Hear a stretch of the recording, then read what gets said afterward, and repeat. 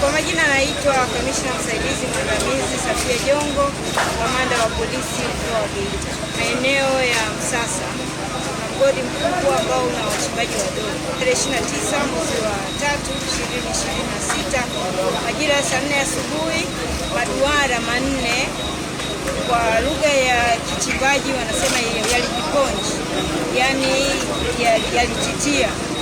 Baada ya maduara hayo kutitia, jeshi la polisi tukishirikiana na zimamoto na uokoaji pamoja na vyombo vingine vya usalama tulifanya juhudi pamoja na kikosi cha madini kuhakikisha kwamba maduara haya chanzo cha titia ni nini na kama kuna madhara yoyote kwa binadamu.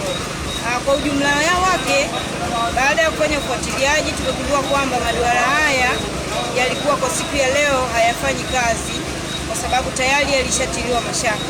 Kwa hiyo yalikuwa yako kwenye utaratibu ya kufanyiwa marekebisho. Baada ya kupata taarifa hiyo, tuliona kwamba tusilizike tu na hiyo taarifa. Kwa hiyo tulianza juhudi kwa kushirikiana na uongozi wa mgodi kuhakikisha kwamba tunalifukua hilo eneo lote ambalo limejifikia ili tuhakikishe kwamba hakuna madhara yoyote kwa binadamu. Mpaka sasa hivi tumefikia zaidi ya 97% ya ufukuaji wa eneo hili na tumeikuta jenereta ambayo ilikuwa juu ya haya maduara. Kwa maana hiyo tunajiridhisha kwamba hakuna madhara yoyote kwa binadamu. Uvumi uliotokea ni mkubwa sana kwamba watu zaidi ya 200, wengine 50, lakini mimi kamanda wa polisi mkoa wa Geita nawathibitishia Watanzania kwamba mgodi huu ni kweli maduara manne yalititia, lakini hadi muda huu tunawathibitishia kwamba hakuna madhara yoyote kwa binadamu.